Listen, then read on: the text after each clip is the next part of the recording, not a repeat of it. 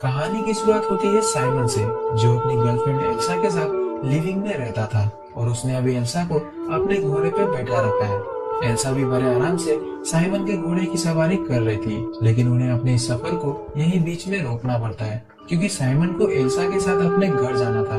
वैसे ये दोनों आर्टिस्ट हैं जो एब्स्ट्रैक्ट पेंटिंग बनाया करते थे।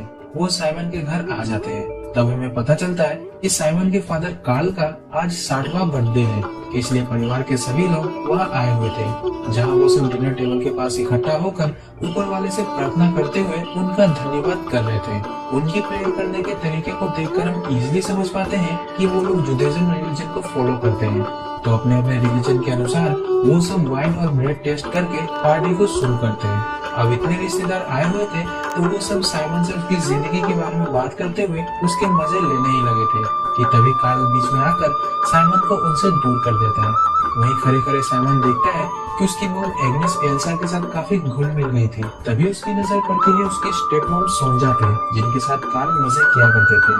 साइमन जिस तरह से सोंजा को देख रहा था, उससे देखकर हम इसलिए समझ पाते हैं कि वो भी सोंजा को पसंद करता है। अब कार्ल ज्यादातर समय अपनी गर्लफ्रेंड सोंजा के साथ ही बिता रहा था, इसलिए एग्नेस थोड़ा नाराज रह रही थी और अपनी मॉम की नाराजगी को साइमन ने भी नोटिस कर लिया था। ये सब बुलाकर सब साथ में खुशी खुशी केक काटते हैं, जिसके बाद साइमन एल्सा से जाकर गले लग रहा था और वही किचन में एग्नेस सबके लिए स्नैक्स लेने आई हुई थी, जिस दौरान उन्हें अचानक से एक दौरा पड़ता है और वो वहीं पर गिर पड़ती है। कार्ल एक डॉक्टर होने के साथ एक आर्टिस्ट भी है, जिन्हें एब्स्ट्रैक्ट पेंटिंग करने का शौक है।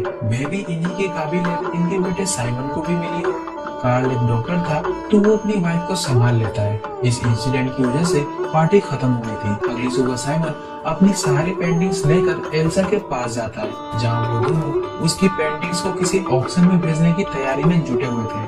तभी वहाँ एग्नेस आकर साइमन को बताती है कि वो कार्ल के साथ एक वीकेंड पे जा रही है, तो साइमन को घर आकर कार्ल के हॉस्पिटल में काम करना होगा। साइमन भी समझता था कि इस वेकेशन की वजह से उसके पेरेंट्स करीब आ सकते थे, लेकिन इस चक्कर में वो अपनी पेंटिंग्स को ऑक्शन के लिए नहीं भेज पाता। आगे हम देखते हैं कि वो साइमन नोटिस करता है कि सोंजा फोन पे कार्ल से गुस्से में बात कर रही है, और जब उसे कार्ल का फोन आता है तो वो समझ जाता है कि सोंजा इसलिए गुस्सा में है क्योंकि कार्ल एग्नेस के साथ न्यूड बीच पे गया था।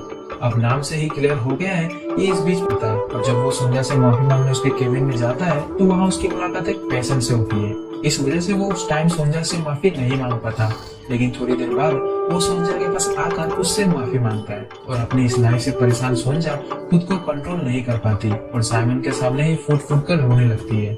साइमन भी उसे संभालता है और उस दरमियान सोंजा साइमन को हक कर लेती है, जिससे उनके बीच एक ऑकवर्ड सा मोमेंट बन गया था। लेकिन कुछ हो उससे पहले दोनों खुद को संभाल लेते हैं। लेकिन इस इंसिडेंट के बाद से साइमन सोंजा के ख्याल में डूबा रहने लगता है। इवन एल्सा के साथ होने पे भी वो सोंजा के बारे में सोच रहा था। अब अगले दिन वो सोंजा से बात करना चाह रहा था, लेकिन सोंजा को किसी काम की वजह से उसके अंकल के साथ बाहर जाना पड़ता है। उनके जाने के बाद जब साइमन पेशेंट्स की फाइल देख रहा था, तब एक कोरियर वाला सोंजा के लिए फ्लावर्स लेकर आता है। अब उन फ्लावर्स को कार्ल ने भिजवाया था, लेकिन साइमन उन फ्लावर्स को घर से दूर जाकर कचरे में फेंक आता है। मतलब अब साइमन ने सोंजा के गुफा में अपनी जेसीबी चलाने का पूरा मन बना लिया था। अगले दिन जब सोंजा ड्रॉअर से फाइल निकाल रही थी तो वो सोंजा की डिक्की को देखकर अपनी आंखें सेक रहा था। और एक रोज जब उसके ग्रैनी और अंकल घर के बाहर गए हुए थे तो वो सोंजा के साथ केबिन में जाकर उसे एक डीप लिप किस कर देता है। एक किस में ही सोंजा के झील से पानी निकलने लगा था, तो वो जल्दी से साइमन को बेड पे ले आती है और अपने कपड़े उतारकर सबसे पहले वो साइमन को अपनी झील का नमकीन पानी टेस्ट करवाती है।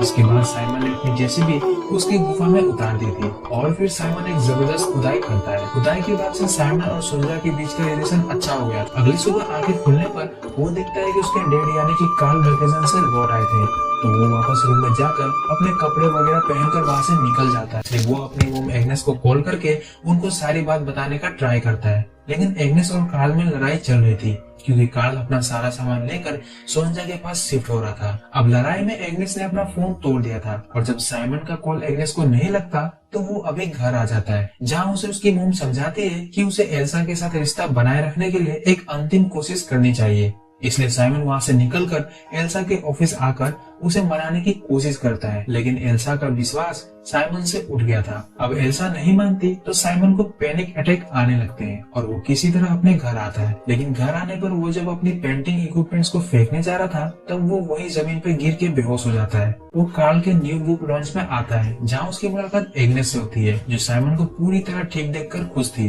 एंड में हम देखते हैं कि उनका पूरा परिवार फिर से इकट्ठा हुआ है क्योंकि सोंजा को एक बेबी हुआ था। अब ये बेबी तो जरूर साइमन का ही होगा।